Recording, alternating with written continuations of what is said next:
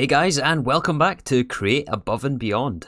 Last time we visited the end in order to build this crazy contraption here, which ultimately gives us Enderium ingots and also these abstruse mechanisms, while also finishing off chapter 3 in our quest book here. So we left off last episode trying to decide how we wanted to progress through the chapters, and we have basically two options, right?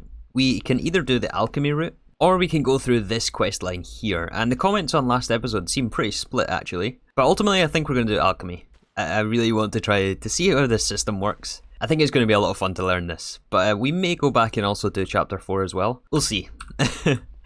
Okay, where do we even begin in this quest chapter though is the question. I mean, I guess we start with these machines. Okay, so we need a fluid encapsulator, reagent extractor, and we are short a little bit of signalum for the last machine, which is going to be the centrifugal separator. Alright, machines acquired, but we do need somewhere to set up our alchemy. And I'm thinking that we actually set it up underground, maybe opposite our flywheels. Alright, so I think underneath our factory floor, next to the flywheels, is going to be a good spot for the alchemy setup. So just really quickly here, we have an ender chest to supply silver coins, which we're supplying numismatic dynamos. These all have the resonant upgrade kits in them. And we're now also using the high extraction module, which is super quick here. I don't know if it's faster than max upgraded conduits, but I mean, it's fast to supply the silver coins to this thing. But yeah, those dynamos are powering the 3 machines that we just crafted, plus an induction smelter I added, and also a magma crucible. Alright, so I think we're ready to jump right in here. So, there's a few different paths we could take here. Don't think it really matters which one we start with. These are basically in groups. So vertically, these catalysts here will ultimately make these igneous catalysts. Then these ones will make the herbal, then volatile, crystalline, metallurgic, and gemstone. And then some combination of these ones make the final chaos catalyst. And this is what we need for silicon reagent. So this is our ultimate goal here, is to make silicon. So I guess we start left to right here. We're in the research and development phase of this. So we need a bunch of these reagents, as you might imagine. At least all of the base ones we have to make in the fluid encapsulator. So this is also connected to a magma crucible here. We are importing sand from an ender chest. The ender chest is connected to this one here, which also pulls sand from the drawer controller. This is where we are turning our cobblestone into sand, clay, and flint. And then on the magma crucible, we are automatically inputting from the left to give us sand, and this will melt into molten glass, and is then pushed into the fluid encapsulator. And now we just have to put in our catalyst, and this will automatically give us the reagent out the other side. Although it might be worth buffering molten glass, maybe we should put a tank in between here. Yeah, I think we'll invest in one of these fluid cells from Thermal. We can hold 32,000 millibuckets with this. That does mean we'll have to move some things around over here though. Alright, so that gives us a bigger buffer of molten glass to work with so that we can process more of these reagents at once. So we got our diorite reagent. We also need andesite, cobblestone, stone, granite, gabbro, and also basalt. And we don't have any way to generate basalt. So I think we'll add in another barrel on the left side of this fluid encapsulator, and then set this to automatically input from the left so that we can batch craft these materials while we're away. So as far as I can tell, we don't need a whole lot of this basalt, so I think we'll just mine it from the nether. But if it turns out we need like loads and loads of this, oh, hoglin again, careful. If it turns out we need a lot of this, then we will be automating it. Oh, that guy is dangerous. Run. Alright, so now at least with one of each of the reagents, we can unlock this igneous catalyst quest, which is where some of the randomness comes in, right? So, and this is where actually it also depends on your world seed. So to get our igneous catalyst, we have to find the right combination of these reagents. And the combination has to go in this minecart hopper, connected to a laser lamp on an invar machine and then stamped by the ployer. So for example, if we take granite, then stone, this is just a random order, this is a random guess. So granite, stone, diorite, gabbro, basalt, and we activate this deployer. That's going to send a laser energy into the hopper. Oh, wait a second, yeah, it just has to be 4 reagents. We had 5 in there. But now we can see we get a mundane alchemic blend. And this blend we take over to the centrifugal separator. And this is going to tell us if this is the correct order or not. I would be very, very surprised if we got it first time. Aha, so we got 2 ash from that and also 2 redstone dust. So the ash signifies that there is 2 reagents that are out of place or just incorrect and do not belong in the formula. But it doesn't tell us which one, obviously. And the redstone means that there is 2 of the correct reagents, but they're in the wrong slot, right? So if we were to change the order of this, then whatever 2 reagents the redstone belongs to, means that it was the correct reagent. I hope that kind of makes sense. But the other option that we can get from the separator is also glowstone. Let's try it again with just another random order and just see what we get this time. And this time it gives us 2 ash, which means there's still 2 reagents that don't belong there. 1 redstone dust, which means that there's a reagent that belongs but is in the wrong slot, and 1 glowstone, which means there is 1 reagent in the correct slot. And the trick is to match all 4 reagents to their correct slot on the minecart hopper. And we need to do this many more times, so... So yeah, I hope this basic explanation of this alchemy made sense, but you basically have to do this for each of the different types of catalysts to find the recipe. I'm going to try to see if I can at least get this first one for igneous, and then there is some other interesting challenges of materials we're going to have to find for these other ones though. For example, arcane crystal, I have no idea how we're going to get this. We may have to go mining again actually. Don't think we can trade for this though. Oh no guys, this is just as I feared. We have some bad news. So you know the arcane crystals that we were talking about earlier on? As far as I can tell, there's just no way for us to farm this. And the output of this separator recipe is giving us 1 glowstone dust, which means that it takes at least 1 of these dusts per catalyst. And if later on we go to fully automate this, then yeah, we're gonna not have enough arcane crystal dust, which means that our dreams of alchemy are over. I managed to actually get the metallurgic and the igneous. These weren't too bad.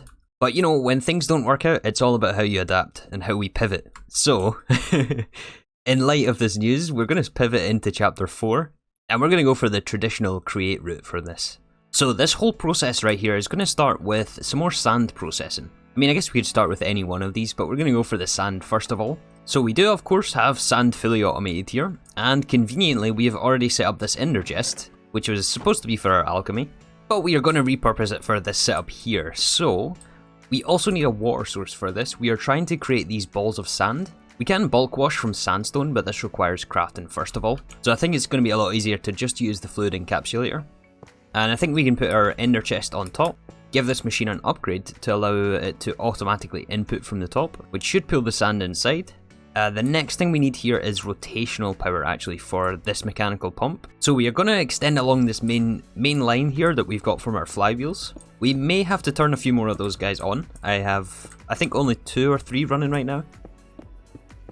But this we can extend over, and I may actually hold off on routing it into this little chunk here, as obviously there's going to be many more belts and things that we can grab from. But RF power here is another thing we have to think about for our RF consuming machines. And I think we're going to continue to use these magmatic dynamos with along with our ender tank with lava. It's just far too powerful not to use that.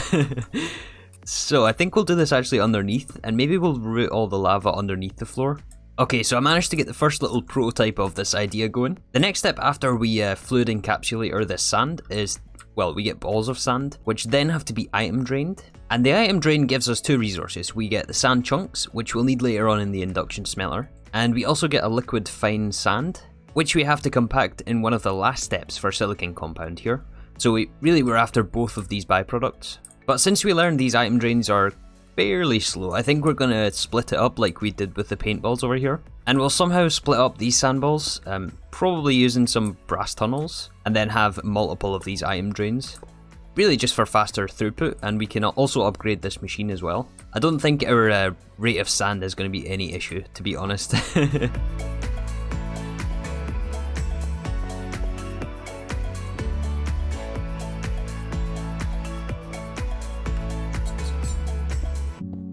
Alright, so first step with the sand is almost complete. I mean, we have the foundations in place, I would say. So some things have been moved, but it's pretty much the same setup. You have the sand coming in from the ender chest, being pulled into the fluid encapsulator, which gives us balls of sand. They are being buffered in this drawer. It's always good to build in buffers to your setups, so I mean, either way, it's round robined by this brass tunnel, sent onto 3 different belts, and then item drained into fine sand, which currently is going nowhere, we're just storing it in a tank. And then the sand chunks are being imported into drawer controller slaves, and then the middle one being a drawer controller, just so that it puts it all into one inventory. I thought this would be the cleanest way to do this, to be honest. But from there, the sand chunks then have to be induction smelted with earth charges, which I think is going to be our next step here, and that looks like it is the left-hand side of this quest line. So for this, we're going to need basalt. So yeah, I guess after all, we do have to automate this. However, in order for us to get basalt, we're going to need ice. And in fact, I think it's going to be packed ice in the end. But we don't have Silk Touch, so trade stations to the rescue once again. And I think we can just combine this craft into, into packed ice. And then compact once again into blue ice. And this blue ice here is part of one of the conditions for this igneous extruder. So we have to place soul soil underneath, igneous extruder on top, and then blue ice and also lava on the opposite side. So once we place this lava, it should start generating basalt for us. Yeah, nice. So this is where things get a little interesting actually. However, from the basalt, we need to make Basalz Shards. And from what I understand, we have to do this by using the alchemical laser, similar to what we done with the alchemy setup below. Only this time it has to be automated, right? So we need to, I think we have to make use of some of these minecart loaders again. Minecart unloader, I guess we place it this side, since this will be what we use to extract the final product. And then we'll have 2 minecart loaders. As part of this contraption, we also have to fill a charged fluxo magnet, which has to be inside the minecart along with basalt for it to transform. So to deal with all of those conditions, I've built this new contraption. And it's been through many different iterations by now. So to start with, I moved the 2 minecart loaders, which are these 2 block spaces here, and the unloader here is the one on the left. From the igneous extruder, we're taking all of the basalt via this brass item pipe, which has a retrieval module on there to request all of the basalt. That is then buffered in this drawer, which in fact will need a void upgrade in there. And then underneath the drawer is a hopper leading into the minecart loader. And so the settings on this loader are pretty important actually. We have this set to output a redstone signal, which will send a signal to this powered locking rail, which locks the minecart in place. So once it has basalt, it's sent to the item laser, which is not running right now. We have this turned off. But yeah, this is the same setup we used for alchemy. We have a deployer punching an invar machine, and then this is connected to the laser lamp. On the other side here, we have a timer. Right now it's set to 2 seconds and also an adjustable repeater. So what the repeater here does, if we turn this back on, every time you give this repeater a redstone signal, it will output however many ticks you specify here. Right now I've got this set to 4, but this may change. Ow. So yeah, once it transforms, it will go over the unloader. So the unloader will actually pull out all items, which is how we've ended up with some basalt in here. And in fact, because of the timings on this thing, it does sometimes fail. And in that case, we do get some basalt here. We want to always make sure that there is space for the magnet to be placed. We have to extract the basalt here, which is then taken via this brass item pipe and put back in the drawer. Which is why it's essential for us to have the void upgrade on there. We always want somewhere for this brass to go from this unloader. Although it does appear to be stuck right now. I don't know what the deal with that is. Is it maybe just too slow? But anyways, this unloader also unloads the magnet, which is charged in the infuser, and then put back into the first loader here, which loads the magnet in the hopper. And then the cycle just repeats. And then at the end of this, we have this drawer buffering our Basalz Shards, and we're already up to 23 stacks of these things, so I don't think speed on this thing is going to be any issue. We do still have to figure out the power though for this dynamo, and also this one here for the sand, but I guess we'll do power at the end. So now that we have our Basalz Shards, we have to process these to the next step, which is just to crush them into powder. And we can either use the pulverizer for this or the crushing wheels. But I'm leaning towards using crushing wheels because, I don't know, they look a lot cooler. That's literally the only reason. So we're going to use crushing wheels for this. We'll need a drawer for the, or not a drawer, a belt for the output. In fact, we should lock this drawer just in case.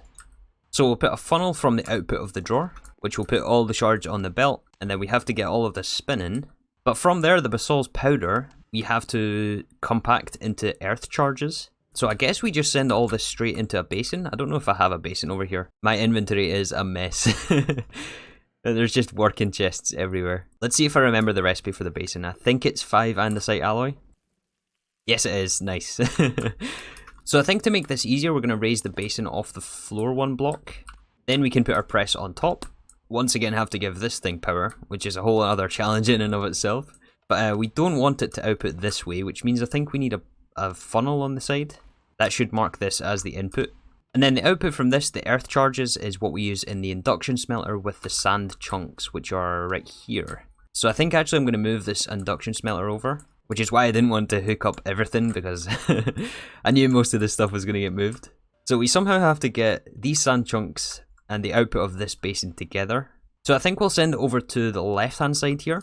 So the output of the basin will be put on the belt, and then we can have a second belt which feeds into this one, like so, and then a chute underneath. And I think it's fine if we have this on the drawer controller, since there's only ever going to be one drawer on this network. So we should only end up with sand chunks on this belt. And then we can place the induction smelter right here on the intersection. And then just funnels on each side, I think.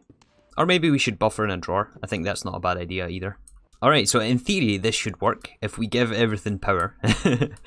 And now that these lines for the shafts are finalised, we absolutely have to switch this out for stone brick. I feel better after it. It has to be stone brick. We can't leave it this mess of diorite and things. Even though nobody is going to see it, but I mean... Okay, so we got all the belts spinning. I managed to get enough gearboxes here to get everything spinning the right way. Next, let's look at getting these magmatic dynamos online. Maybe instead of trying to mess with just one ender tank, we just do two. That's probably going to be our best bet, actually. Yeah, so the first one here for the infuser is going to be easy, right? We can just place this on top of the dynamo and then automatically output. Easy setup for that one. And in fact, we could probably just do the same thing for this one. These things I find are harder to place in 116 than they were in 112. But yeah, we can just ender tank on top of this, and that gives this induction smelter power. And then this one here, we can do the ender chest on below, and then input from the bottom instead, which should still pull the sand in. Yeah, dynamo on top, that's the wrong way. And then ender chest on top of that. Okay, so is this thing running now? Oh, we don't have water in this anymore. We need to power this pump. One more cog here should fix the problem, and we have to flip this the right way.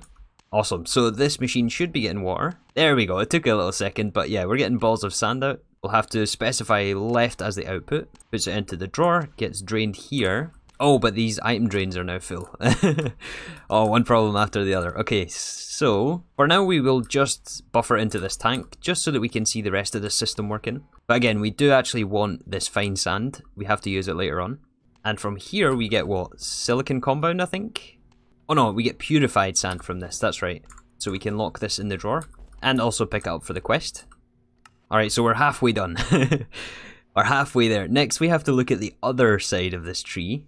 So this other side here is going to start in a very similar fashion to the basalt. We have to produce snowballs, which we can do in the blast chiller. And then once we have the snowballs, we have to make Blizz Cubes, which is done in the alchemical laser, along with the entropy manipulator. Yeah, you might be able to see where we're going with this, but we basically have to duplicate this setup. Only instead of using basalt, we're going to be using snowballs and an entropy manipulator instead of fluxomagnet. Okay, is this thing gonna work? I think I've got everything in place here. There's a couple of changes which we'll go over, but I believe if we switch this deployer over to, I don't know, punch mode to activate our laser. Oh yeah. Nice. Okay, so the first change we have, instead of the igneous extruder for basalt, we are now using a blast chiller with the ball cast on there for snowballs. And so for that also does take water and RF, similar to the encapsulator over here. So the RF, we're doing our usual magmatic dynamo trick over here. And by the way, I know that flux ducts exist. Yeah, these things, the invar flux ducts. We could have just run, or centralized the power source and then run flux ducts for everything. That is also another option, but yeah, we're giving it power, we're giving it the water with this pump. And we just have the power underneath here being extended along. Let's turn this off just for now. So yeah, the blast chiller then automatically gets output to this drawer. Did I remember to put a void upgrade on there? I did, okay. And then once again we have a hopper underneath this drawer, which loads the snowballs into the minecart. Activated by the laser, then onto the unloader. Except instead of the magnet this time, we're using these entropy manipulators. Really easy craft here with some flukes and lead. But for some reason I couldn't get it to work with the energetic infuser, so we are using the Applied Energistics charger for this instead. And I've actually introduced 3 of these into our system, just to see how it would cope with extra items. So I'm probably going to add some more magnets over here. But yeah, once again we just have the retrieval modules on this pipe and also this pipe. And then the excess snowballs are sent back to the drawer, except this time I've put a high speed increase on this. Absolutely keeps this unloader empty at all times basically. It's really, really fast. The only reason this manipulator's in here is because there's something in the charger. And for now, we're just using the same timer settings on this, but we're going to see how fast this is. We're already at 100, 112, 116. It looks like it does about around 4 at a time. We could probably change that with these loader settings to load till the cart is full. But since we're pulsing this laser so often, we may end up changing this deployer. I don't know. I mean, it's fine as it is, right? This is way more than enough. And I suspect there's many different ways you could do this setup. As long as it works, as long as it doesn't get jammed. And from all the time that this has been running, I haven't had it jam. And in fact, I'm also going to add the high-speed module in the Basalt one as well, just to ensure this unloader stays empty. So that would go in this pipe here on the drawer. Oh yeah, we're already up to 200 of these cubes.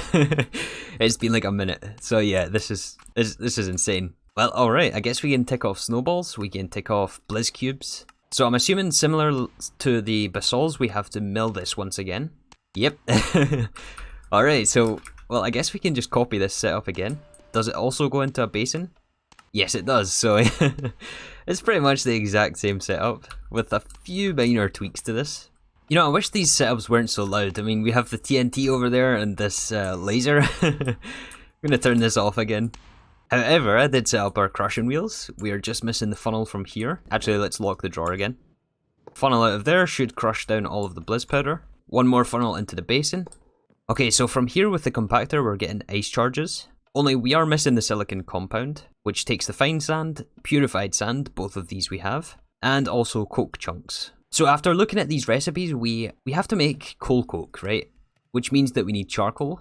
And well, lucky for us, we have 2 full drawers of charcoal. I mean, look at all the charcoal we've got here. So we're sitting at a very healthy 100,000 supply of charcoal. We just have to figure out in this small space how we're going to distribute it into ender chests. And looking at this, I'm not really sure what the best way to do that is. We could round robin from this mechanical arm, but this arm is moving way too slow for our rate of charcoal needs. Yeah, I mean, this drawer location is really not ideal. Not ideal at all, unless we can maybe move this gearbox somehow. Okay, we got it. If we do ender chest, 2 item pipes, and then a retrieval module on this thing, inventory space, filter this for charcoal. This should pull all of the charcoal out of the drawer and into the ender chest. Nice. And we'll do the same on the other side just to balance it out. And that's going to give us a lot of charcoal. And that actually also saves another processing step up here as well. So yes, we have wood automated. Yes, we have charcoal automated. Oh, we have to pick it up again for the quest. Actually, wait a second. We have an ender chest here. No need to go back down. So this we have to turn it into coke with the pyrolyzer, which is also going to give us a creosote oil byproduct. I don't think there's going to be any use for us for this in this pack. Yeah, we just need the pyrolyzer, which I've already crafted somewhere. Here it is. So yeah, I've set up the pyrolyzer here. I've left a bit of space in the back for the output of this basin. In fact, let's actually bring this forward another block. Okay, so the output of this, the coal coke, will buffer in a drawer again.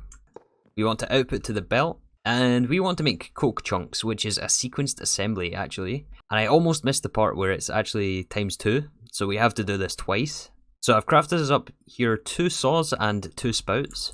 We want these alternating, right? So we want spout and then saw. And then I think we'll have to leave a gap just because of the belt spacing.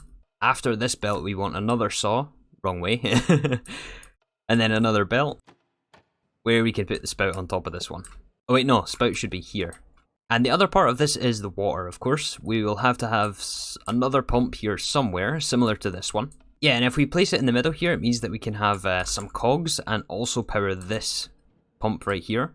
And then we can run the water along like this and into the 2 spouts. Oh, that was weird. Wait a second. I have no clue what just happened there. Okay, so we do have to also power these things. Alright, awesome. Everything is powered, including this back belt. And also grab some power for these mechanical saws, which we have to spin against the belt. What is the best way to do that, actually? Okay, does this work? Oh yeah. I mean, there's nowhere for them to go, but we got our coke chunks. Awesome. Yeah, let's get a little drawer for these things. So that leaves 2 more steps for silicon. I can't believe we made this much progress. Okay, so to make our silicon compound, we have to put the coke chunks, the purified sand, and the fine sand through a compactor. And just like that, once we connect up this cog, is it going to work? Wait a second, it's not a cog, we need... This is a press. Oh, my brain is fried today. We need vertical gearbox into regular gearbox into shaft. There we go. Awesome, so this is going to give us silicon compound. One thing I wasn't sure about is if we could automatically output to a drawer. But that doesn't seem to be the case here. I think we're going to have to go into maybe a depot first. Yeah, if we do a depot, then it will automatically output from the basin. And then we can put a drawer next to this one. And a funnel on the side. One more step to go, which is to make silicon. Let's pick this up for the quest. So all we need now is our induction smelter for the ice charges and silicon compound. Which we have, we have to bring ice charges from over here. So I think we'll extend this belt up. And we'll just go up and over, use our vertical space. Alright, check this out guys, we have silicon. Nice. We can lock this in the drawer below. I think we should, yeah, we need to set this to automatically output. Wow. What a contraption this turned out to be.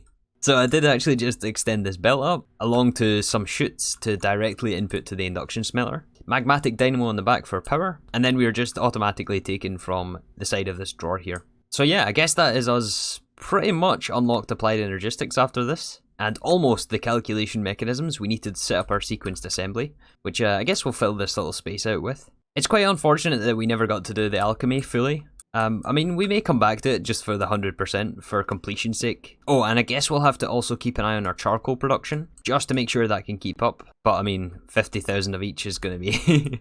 it's going to last for a while regardless. But yeah, with that, I think that is going to do us for today. Thank you again for watching, and I'll see you all soon for some more Create Above and Beyond.